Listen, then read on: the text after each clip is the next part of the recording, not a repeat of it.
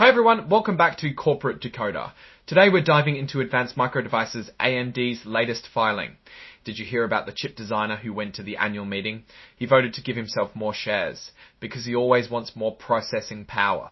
This report is about what happened at AMD's yearly meeting where shareholders get to vote on important things about the company. We're going to break down the key votes and what they mean for the future of AMD. And before we get started, if you are into getting straight information from corporate filings, make sure you subscribe to the channel and join our Discord server from the link in the description. So the main event was the annual meeting held in May.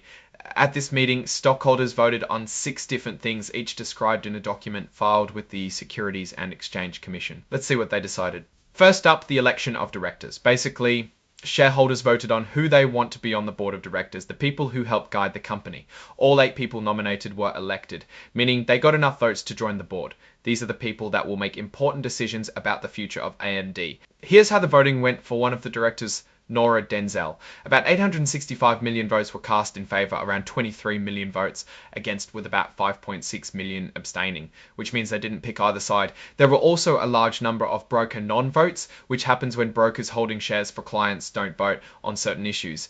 This is common, so there is nothing to worry about. The other directors had similar results, all easily winning their spots on the board. Next, they voted on who should be the company's independent accounting firm. This firm checks AMD's financial statements to make sure everything is accurate.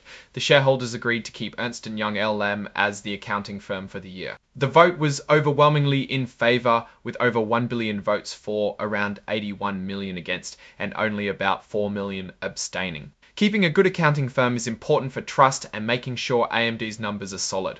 Then there was a vote on executive pay, sometimes called say-on pay. This is where shareholders get to give their opinion on how much the top executives are being paid. The vote is advisory, meaning the company doesn't have to change anything based on the vote, but it's a good way to see what shareholders think. In this case, the shareholders approved the executive compensation with about 760 million votes for, almost 128 million against, and 6 million abstaining. Again, there were also a lot of broker non-votes. Here's where things get a little more interesting. The shareholders voted to change the company's certificate of incorporation. Think of this certificate as the company's official rules. The change was to increase the number of shares of common stock that AMD is allowed to issue, from 225 billion to 4 billion to 4 billion. This proposal was approved with over 1.1 billion votes for it. Why do this? It gives AMD more flexibility to raise money in the future by selling more stock. This can be useful for funding new projects or acquisitions, meaning buying other companies. Another change to the certificate of incorporation was to limit the liability of certain officers. This means protecting them from being sued personally for certain actions they take while working for AMD. This is allowed under Delaware law, where AMD is incorporated and helps the company attract and keep good leaders. This change was also approved. This change can help the company by making executives more comfortable taking risks. These changes to the Certificate of Incorporation were officially made on May 15th, when AMD filed an updated version with the state of Delaware. You can even find a copy of this updated certificate as an exhibit to this report. Finally, there was a proposal from shareholders to change the rules for calling a special meeting. Special meetings are like emergency meetings that can be called to vote on important issues outside of the regular annual meeting. This proposal wanted to make it easier for shareholders to call these meetings. This proposal did not pass. It got about 108 million votes for, but a whopping 780 million votes against. That wraps up the key votes from AMD's annual meeting. Shareholders approved the election of directors, the accounting firm, executive pay, and changes to the company's rules about shares and officer liability. They did not approve a change to the rules for calling special meetings. Now, let's step back and look at the bigger picture.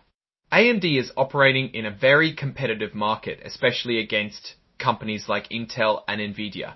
AMD's move to increase the number of authorized shares suggests they are planning for growth, either through acquisitions, like buying other companies, or investing in new technologies. The approval of limiting officer liability is a way to ensure their leadership remains stable and isn't afraid to make strategic moves. The rejection of the proposal to change the rules for calling special meetings indicates that the majority of shareholders are okay with the current governance structure. Overall, AMD seems to be focusing on long-term growth and stability. These decisions from the annual meeting give them more flexibility in the market. The company is positioning itself for continued success in the tech industry. Alright, that's our breakdown of AMD's latest filing. What's your take on these numbers and what they signal for the company's future? Drop your thoughts in the comments. If this analysis was valuable, hitting that like button really helps, and subscribe for more deep dives. Don't forget to check out the Discord in the description. Thanks for watching. See you next time.